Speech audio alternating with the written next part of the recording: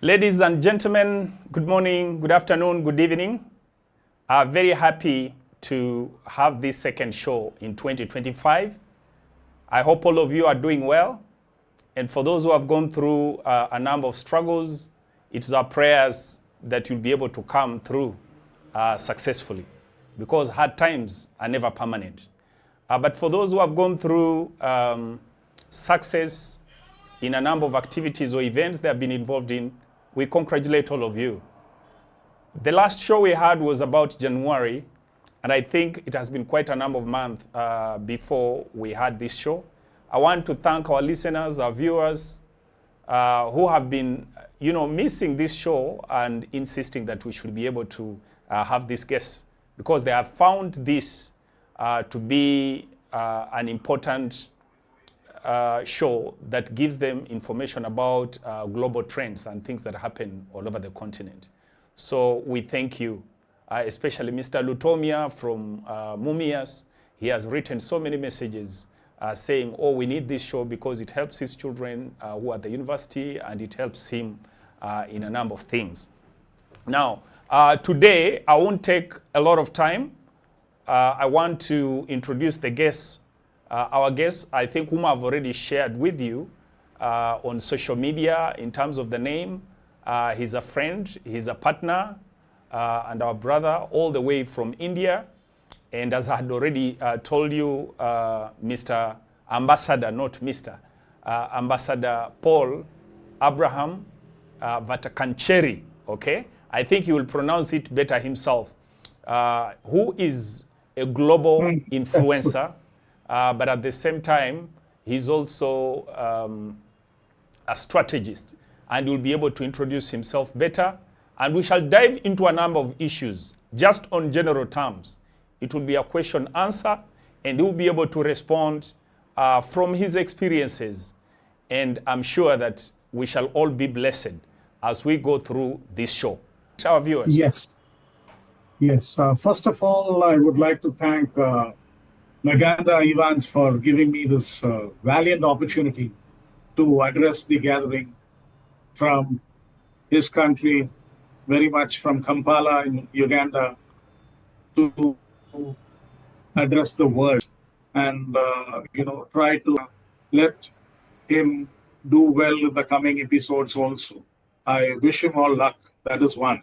Apart from that, as a global influencer, I've been, encountering a lot of people and people from various nations, which are from the African continent, Europe, Asia, Asia Pacific, MENA region, and all that. So, and I have been very, very successful in, striking good conversations and getting to know them, and thereby understanding them and getting into the mode of business also. Business development has been my forte, and also client coordination has been my forte, and understanding the client has been my forte, and eventually giving them business and make their cash registers ring has been my forte too. So in that regard, I would like to extend my full wishes to all of you who are the listeners, and I hope we have a very good conversation in the coming few minutes, which we are partaking in. Okay. Thank you very much. Okay, thank you very welcome, Paul, and I want to thank you because I know that the environment back where you are has not been, favorable, but amidst all that, you have been able to persevere and be able to appear and talk to our people.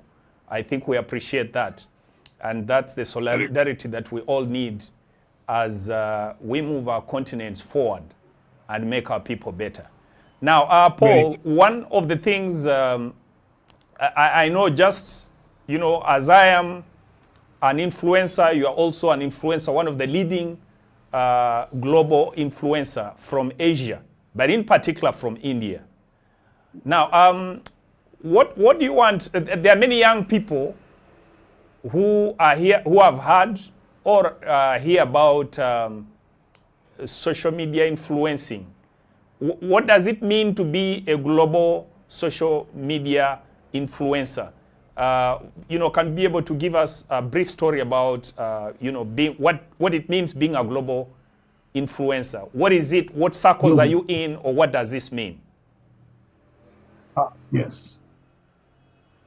The word influencer has got various connotations, first of all. It can be used in various angles, in various verticals. Some are social influencers, some are influencers in music, some are influencers in finance, some are influencers in fashion, beauty, sports, and so on. But the thing is that this global influencer is one category of influencers where there is no specific restriction to any vertical.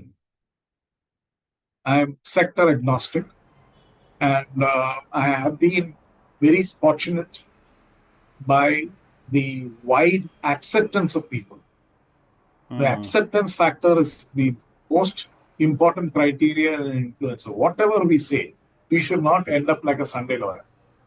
I can call myself anything, but at the end of the day, if I don't get accepted by the people whom I'm trying to encounter, that thing becomes a very futile exercise. So here, when I talk of influencing is the first criteria. There is the acceptance factor. And once you are accepted, half the battle is won. Yeah. Then comes the knowledge factor. You have to sharpen your knowledge minute by minute, because every other hour or every other minute or every other second, things are changing in the world. It's not just in our presence, but it is changing universally. That's why you see a lot of things, a lot of technologically advanced things which are happening. And, there has been huge disruptions in the technology, and the mode of life changes, the mode of travel changes, the mode of approaching the technology changes. All these are to be taken with a good meaning and with a good sense, so that we can surge forward in this world, which is actually a rat race. And there's a real rat race to reach the top. So please always see to it that things are moving in the right direction. And for moving in the right direction, we need the proper inputs. And proper inputs always give you the proper outputs too. So here, a thing which we have to always have in mind is, when a person is doing something, he is doing it with a purpose. Giving them the maximum support, if found viable, is the most useful thing you can do.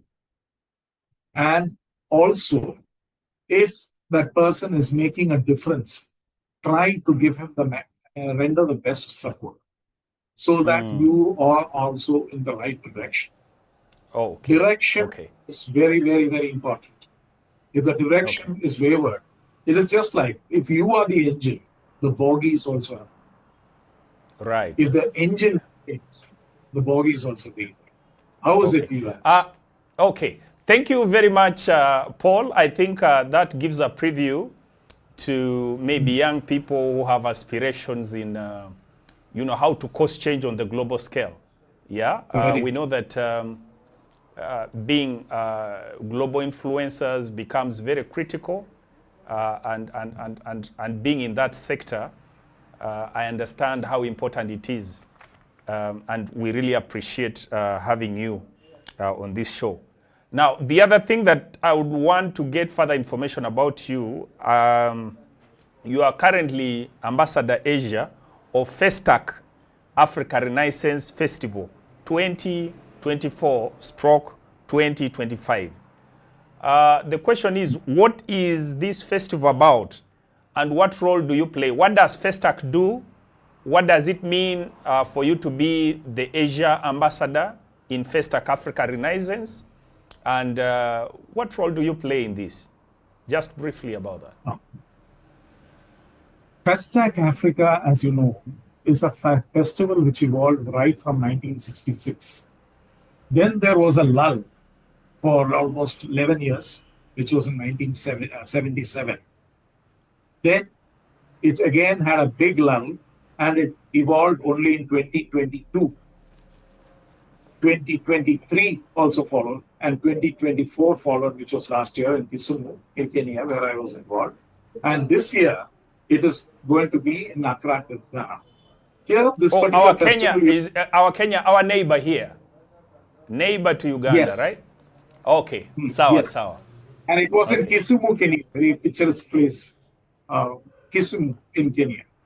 And Kisumu is well known for its the lake Victoria, which is very close to it, and the convergence of the three countries, the water bodies of the three countries is another big aspect of Lake Victoria. Here, if you ask me regarding what is Festac, the Festac is a particular festival. So it's the biggest Pan-African event, Black Festival, which happens for art and culture. Art and culture to be. Okay. So there, anything pertaining to art and culture is portrayed in a very, very big manner, where they are looking at participation from the whole of the continent. The entire continent is involved.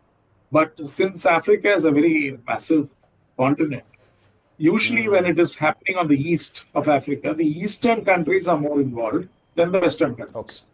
This year it is going to be in the west. It's in Ghana. So the western countries will be involved. But it is open to all the countries every year.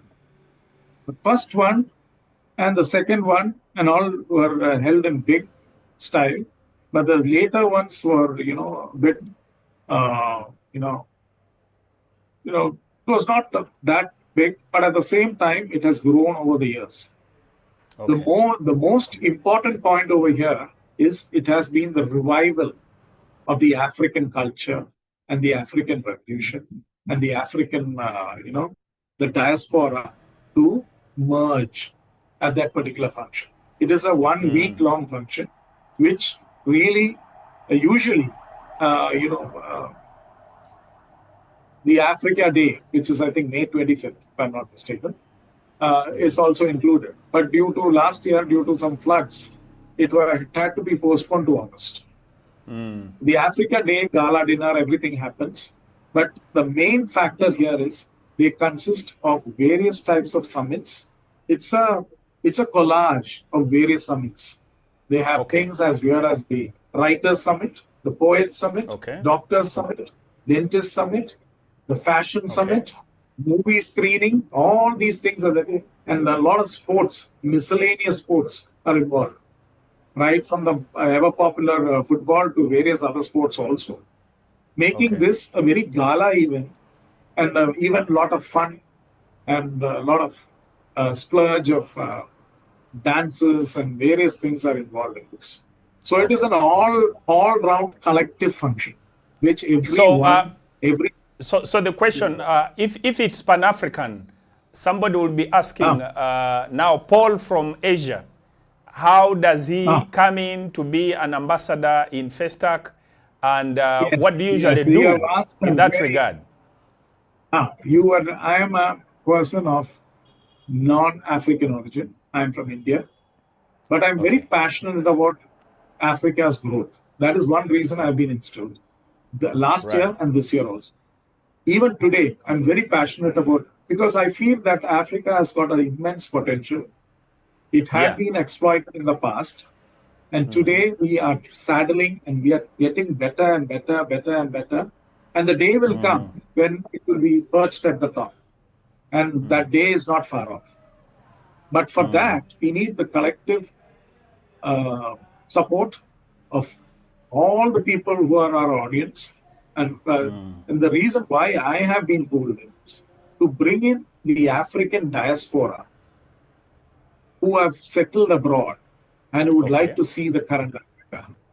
They Okay. had gone when Africa was much more primitive, but today it has become a modern Africa. And that Thank you you. only have to create, and you only Yeah, can. People like Ivan and all other forerunners to make it even more productive. I agree. I agree. Okay, so maybe lastly, still in terms of making our listeners understand what you do, you are also currently the global chair of Ishkama Global Change, London, UK. Can you tell us what Ishkama is all Right, about, right. and what do you do Ishkama as a chair Global of trade and Change. investments? Yeah, please.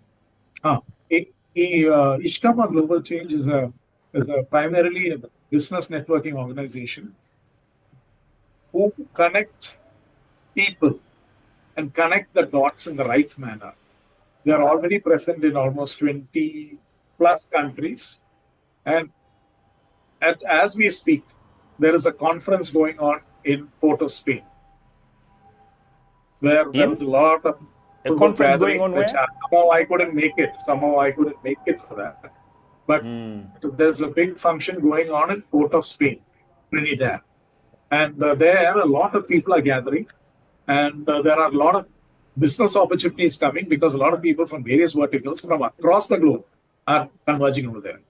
I have Okay. been the global chair for the trade and investment. And here, what happens is anyone with any big opportunity can get good good sort of hand holding and good sort of support by way of knowledge, by way Okay. of the correct, proper connectivity, and which converges and boils down to proper business. So that is what I do. I do a lot of hand holding. And that also, Okay. there is a mentoring and all these factors coming. Strategic advisory, mentoring, then, client coordinating, which many people lack, then profiling. All these things are done. So Okay. when a person Great. is really in need, I like to handhold them and see to it that they get the proper people in the Wow. various parts Okay. of the globe. My thing Yeah, is not that's just great. confined to Africa. My thing is confined to actually the globe. But due to certain other constraints, I'm just keeping myself available for these areas. But I can go across the continent. Okay. I'm not confined to Wow. any specific.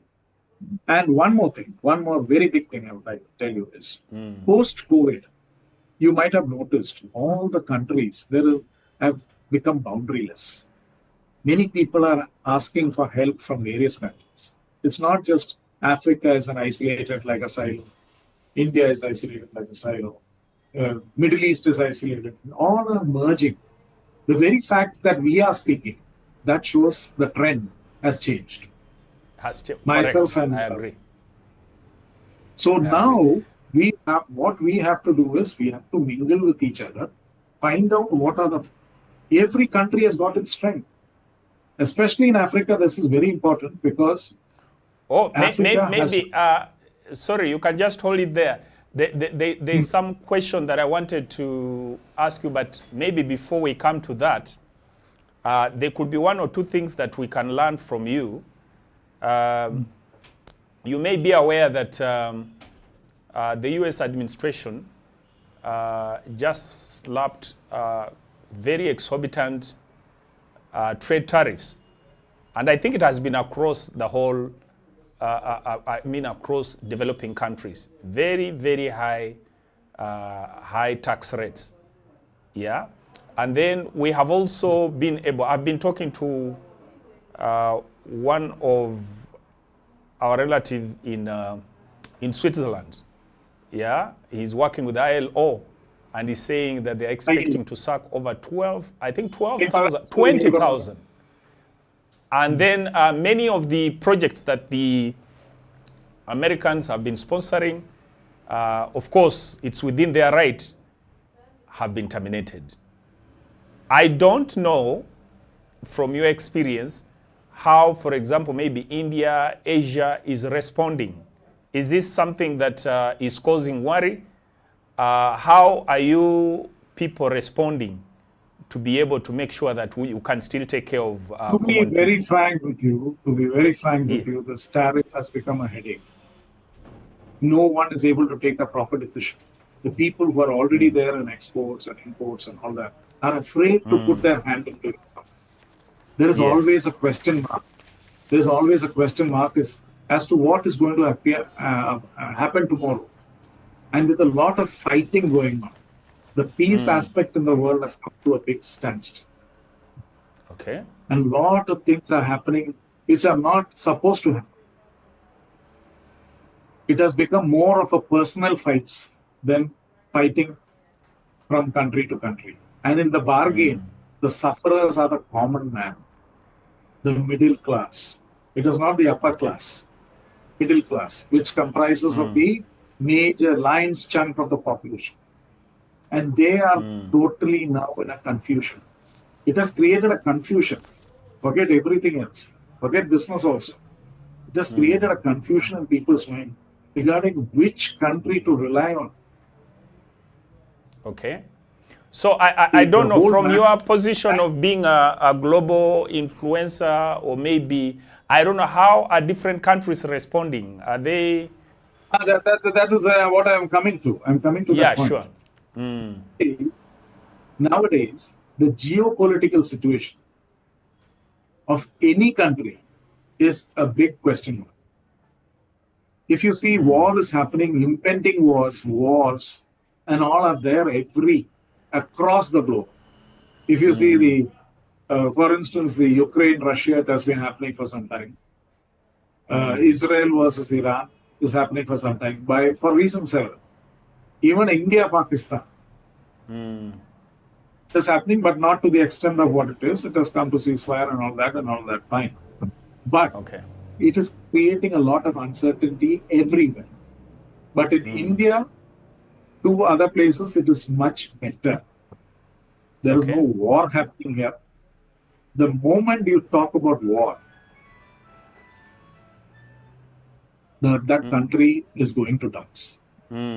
It creates uncertainty. It creates a sense of fear. Creates a sense of fear psychosis. It creates a sense of absolute uncertainty, and they don't have a typical way to move forward. But in India, the situation is far, far better. And to a very great extent, now the total focus is coming to Africa. Okay. Because in Europe also there is fight going on. In Asia also, certain places there are fights. And America is fighting with everyone. Mexico, Canada. And these are all big players, and people were, properly aligned to America. But due to certain unfulfilling decisions and all that, it is creating a lot of uncertainty worldwide. And Yeah. even the things are going to an extent where a lot of countries, the BRICS is revolting against that. That is the countries in the BRICS, that is Brazil, Russia, India, China, South Africa, and so on. There are other countries now aligning with them. They all are trying to, question why the dollar is given so much importance. I'm talking of the US dollar. And they want to create a currency. There's a lot of things happening. Because everyone knows that the US dollar was considered to be the most highest currency. Now, due to certain reasons, several, they want to now pull down the currency. And for that, because of this tariff war which is happening, which is totally uncalled for, they should be done amicably. If you have a specific thing to be done, if you want to charge a specific thing for something which is manufactured abroad, there's a way of doing it. You can't just use your personal rivalry or enmity to create, I'm going to slash this much on that. I'm going to raise this much on this. It doesn't make any sense. It has to be, So people have to sit and think and do certain things with a level mind and with a calm mind, and not in a rash fashion where everything is uncertain. If you see okay. the total now, the scenario in the export thing is totally uncertain. And certain things are getting blocked.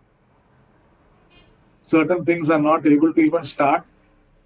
Right. Many farmers are going to, in the agricultural field, food, the main factors like food, healthcare, and all are coming from various countries. Some get blocked, and people get ill. There are a lot of factors. It is not just the tariff which is playing havoc. It is playing So havoc with the daily living. do you think that the developing countries can be able to survive these scenarios? I'll give you an example. That is what. Africa in particular has been Yes. having what we call AGOA, African Growth Opportunity Act, I think, which has been Here I running will. for the last 25 years. And this agreement is elapsing in September, I think in September. But now I'm seeing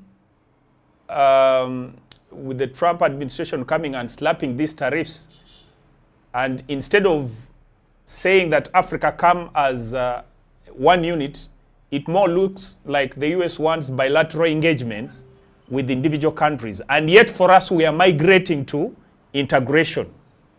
So I don't know, in your opinion, whether you think that shall we manage to put up this fight?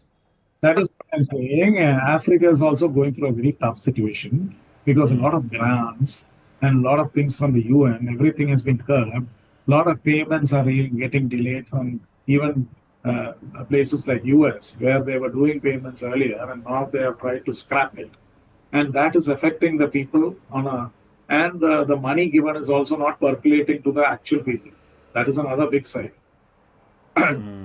provided, because these big multilateral agencies like UN, WHO.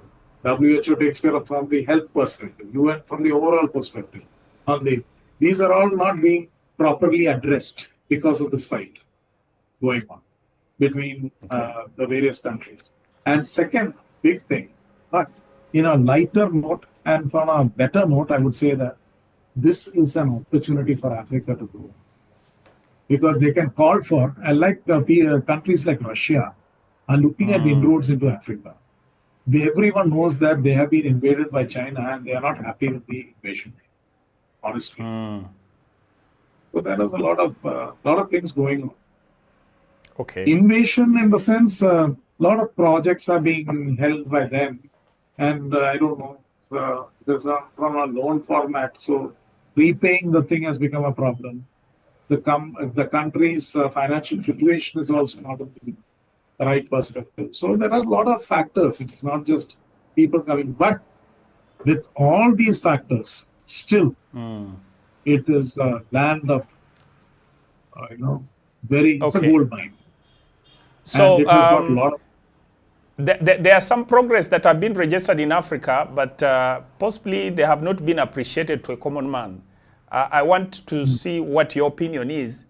In 2018, our neighboring in our neighboring Rwanda, the African Union managed to sign the first stage of the African Continental Free Trade Area Agreement. And we are now looking at, other than looking at Africa as, individual country, Uganda, Rwanda, Tanzania, we're trying to look at internal trade, trying to use the big African market. I don't know how this is now occurring to India, Asia, and all other places. What excitement is out there for this African Continental Free Trade Area? I would say that the free trade, that agreement and all that signed on 2018 is definitely a step in the right direction. There's no doubt about it. But how many have adhered to it? How many are using it effectively? How many people are really wanting to have it across Africa is another big question mark. Because Africa is a continent full of landlocked countries. They have to cross border after border. And the land and road transport has to be phenomenal. For that, there was a proposal some time back called TARC. Have you heard of TARC? Yes. TARC. Trans-Africa Railway Corporation. Yes. That I don't see that progressing because of certain rifts between the various countries, I suppose. I'm not sure. But that thing has not progressed. If that had progressed, there would have been a lot of goods being transported from one end of Africa to the other end. And that is very much paramount for the growth of Africa in general. Okay. Even What I waterways. know, sorry, I would love to defend our leaders a bit, to some, I mean, because at least I have information that in Kenya, they launched the SGR, the Standard Gauge Railway, yeah? And what they are doing is that they are trying to connect that railway network to Uganda, and then they can be able to, then Uganda is also, also starting on its own.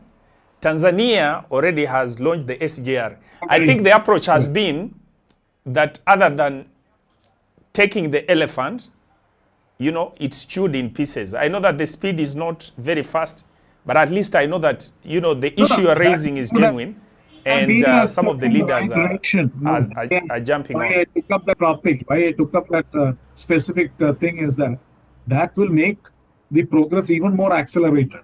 That is the reason why I put it. Correct. Okay. Okay. Today, That's great. It might be slow. It can go to medium Okay, speed, great. then you can take Now, in India, just yes. to give you an example, India is coming out with a bullet train. Come again? Why is the bullet train? Bullet train. Bullet train is being introduced. Okay. In India. Or to move across the entire whatever. No, it is across it. Coming from no, it is not coming entire portion. It is in one portion. But the start better late than never.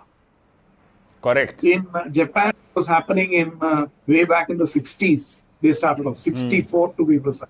Shinkansen was the one which started, and they are the ones who are going to start it in India. Where is 1964 and where is 2025? See the number of years which have passed, 60 years. So that speed is narrowing now, and this has come in a small part. It is from Mumbai to a place called Ahmedabad, where there will be this high-speed rail, and they will. I'm sure that being a busy route, it will pick up. That is the route where a lot of rich people are there. The diamond cutting capital of the world sits in a place called Surat. Where to which this bullet train is going. Okay. That's great. Tell me about, I don't know, there are things that we've been observing. I'm also in the education space. And there are things that we admire from India, especially how you have used your diaspora. In fact, most of the top-notch companies in the United States, if we talk about the Googles, if we talk about the Amazons, if we talk about Microsoft. Yeah, at least those top companies have found very many Indians taking up lead positions. Yeah. How have you effectively utilized the diaspora to build India? Maybe something that we could be able to learn. Has it been a deliberate way of, has there been a deliberate process of engaging some of these top-notch tech savvies in the United States for development in India? Now, there are institutions called the Indian Institute of Technologies. They have got various branches across the country. Then we have the Indian Institute of Science for pure science. Then we have got other big B schools, which are all linked to foreign universities, especially the US. Like Ivy League universities like Harvard, Stanford, Columbia, Brown, all these, Yale, all these come under that. So what happens is the name spreads, and that has really, had a rubbing against the big institutions in the world. And people do, higher studies over there and slowly get sucked into that culture, and they have been very successful also. As, the global heads, heading these gigantic institutions like Microsoft, Google, then Yahoo, then companies like even Pepsi was headed by an Indian earlier. So there are a lot of, just to name a few, there are many like MasterCard. All these things have been, and there has been India has always been a hub for the back offices for all these big places because they have got a very good talent pool because of the young population, which is very high here. 65% are under the age of 35. Okay. So maybe other than concentrating on ourselves, you would allow me to read some comments from the viewers and acknowledge the viewers who are online. We have Ogwal Samuel saying thank you. Lakot Kevin says hello. Kateme Zebia says good evening. Lakot Kevin says, Ambassador, what do you think about the role of diplomacy in ending current wars worldwide? That's a question to you. Waswa Balunywa is our former vice chancellor. Is a former vice chancellor of Makerere Business School. Very much welcome, Prof. Okay, he has just said good evening, everyone. Lutaya Kenneth says good evening. Cheruvo Chemorio says good evening, everyone. Annette K from Switzerland, good evening. Or says there is no volume. Sorry, I think that's when we had a technical hitch. Zed Lutomia from Kenya says, good evening, folks. I can't hear the conversation. I think that was before. Joshua Kaziva, let me hope it's not a problem only on my side. Okay, that was a technical. I'll read. Grace Bugembe Kamulegea from Makerere University. We acknowledge you. Ruben Derema from Nairobi says hello. Pius Musai from PMAC International says hello. Steve Morris says we are good to go. Madame Victoria Sektoreko says greetings from Kampala. Madame Victoria Sektoreko was our guest, was our key speaker when we were launching Tanya Innovations in Kampala. Madame Victoria, we always appreciate you. Alpha Kennedy says greetings from Nairobi. Florence Mutiabele says nice to be here. Florence Mutiabele is the senior presidential advisor in Uganda. Blessed Mwanyika says thank you, Ambassador. Maria Mamanya says I'm present. Thomas Laser says hello. Annette K, happy to attend this session. Zedi Lutomia says good presentation from the guest speaker. Anton Ouma says he's live. Interridge Singh, greetings from San Diego, California. Delighted to be part of this lively discussion. Lutaya Kenneth, Salon Tanya, we are enjoying the show. Yes, the Lutaya Kenneth are my specialists, my hair specialists. Helen Kwena from Kenya, we are following. Bawa Harris, bravo. Wise Likarin, so great. Injarit Singh, true, Abraham is a global citizen, boundless. Yofesiwe Mhewe, how can young entrepreneurs overcome fear over known markets and cultures? I think that is back to you, Paul. Then Pius says, greetings from Kenya. Then Hanika Tadeo, I'm online now. Then Florence Mutiabele still says, thank you very much for the presentation, Ambassador Abraham. You are indeed a global influencer. Kasolo Stephen, hello, just joined. Hanika Tadeo, thank you, Mr. Maganda. I think among the, there is Mansour Abakar. Thank you, it is very productive. I just wanted to make sure that the viewers and listeners are not left out. We thank, at least we have the United States represented in San Diego. Thank you very much. It looks like Kenya is attending more than Ugandans, but we thank them. But I think it's after the giving Tanya Innovation the award last time, but we thank that the comments are coming in. So there were those two questions that were asked. how we can use diplomacy to end these challenges. And I think there is one young man called Yofesiwe Mheiwe. This is a student, by the way, from Cavendish University, who's saying, how can young entrepreneurs overcome fear of unknown markets and cultures? I think as entrepreneurs, that is, possibly you can answer that before we look at the other items. And we prepare to summarize and finish maybe in 10 minutes because due to the technical hitch, our time was affected. So as far as the entrepreneurs thing, I would like to address that young person who has asked for this. I believe he's a management student, if I'm not mistaken, from Cavendish. And to you, my answer would be that you have to muster courage. We live in a wired world.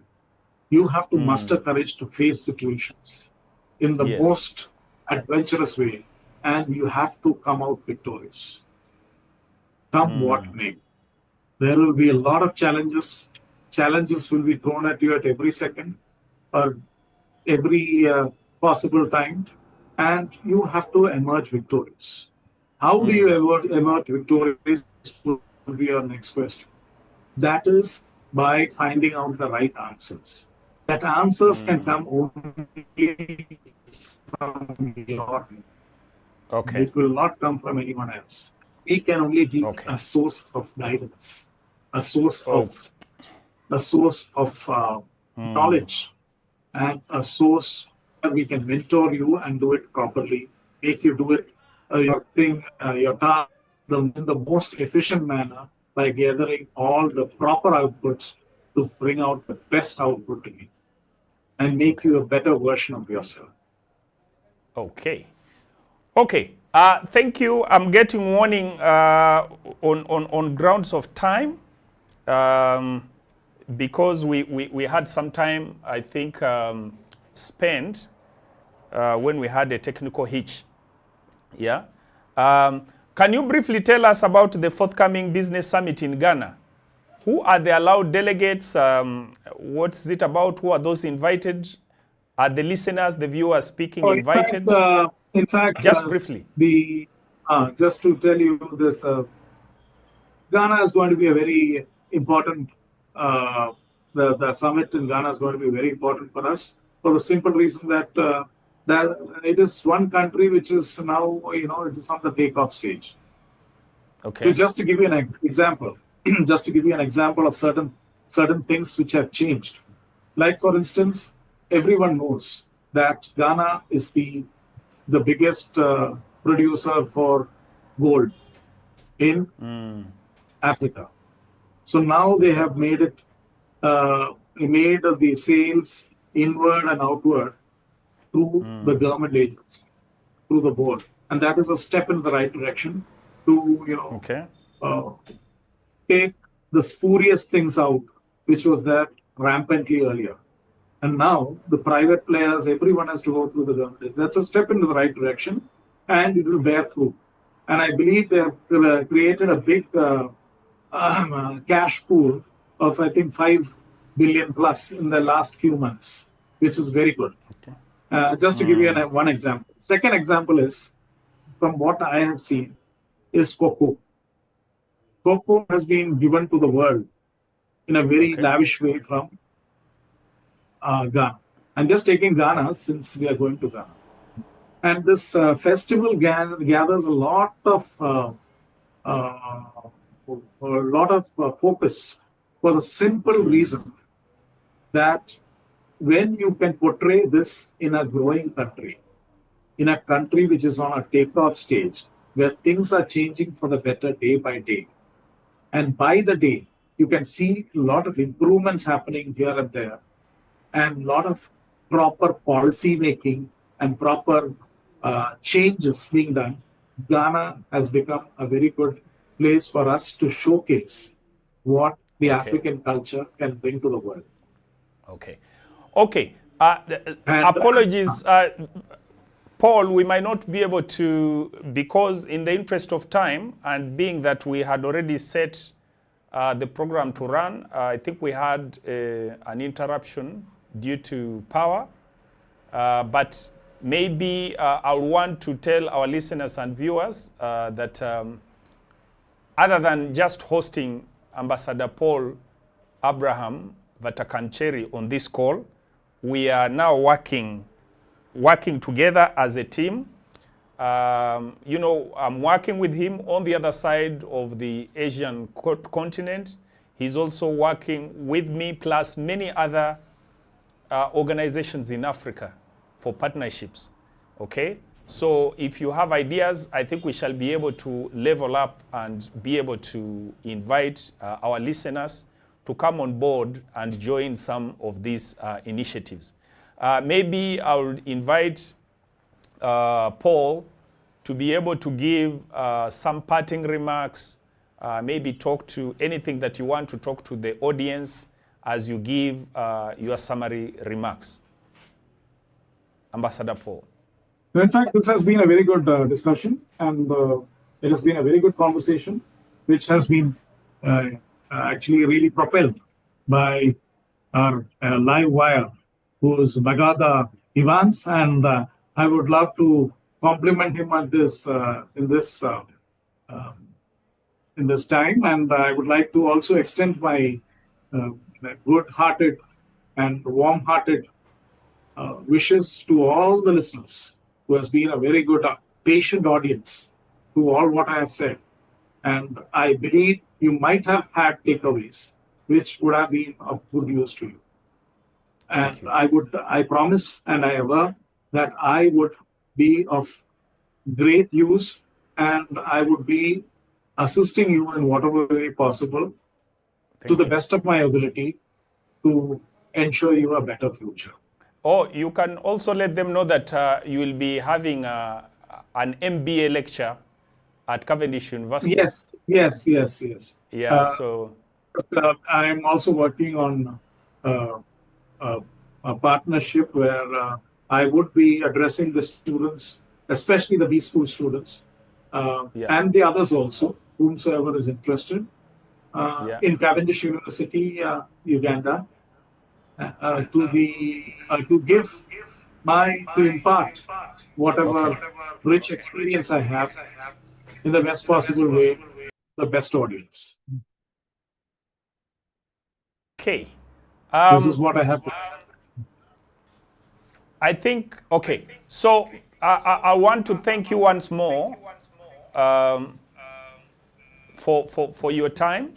I know that it has been very challenging that side on the weather, and then it still came back this side.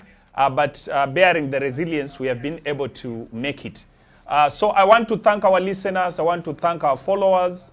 If you have not subscribed on this channel, it is one of its kind. Yeah. While we appreciate local means, but we also appreciate the world. We also appreciate that the world has gone global. We are creating these networks. Yeah. We should not just limit our minds within the artificial borders that were created during the colonial systems. We need to use technology to be able to build these networks. And Tanya Innovations brings you people like Ambassador Paul. It brings you people from across the globe to be able to learn how people are doing businesses internationally, and even to come from, to be able to, how you can participate from your small business and join the international business scale. Right now, I think we have a client who is asking for avocados. I'm supposed to supply avocados to Nairobi. I think 3 lorries per week. So if you're in avocado business, there is already a contract for that. And that's the purpose of this network. Because sometimes you might be there, you don't know whom to talk to, you're only thinking that you can do business internally. We are opening this space to make sure that we can expand our minds beyond borders, especially for entrepreneurs, even those who are developing softwares. If we can't be able to extend our mind beyond just the ordinary borders, we are not going to make favorable competition, okay? Some of these networks we are talking about today, we did not just reach where we are. We started by just having small conversation. But, you know, we have seen this being impactful.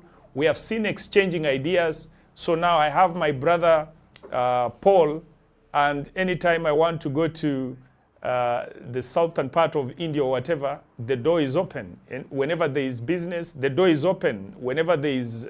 So those are the type of conversations we are having. I would want to thank you all for your time. And to Paul, thank you very much for sparing this time. I'm sure that we're going to have these conversations again.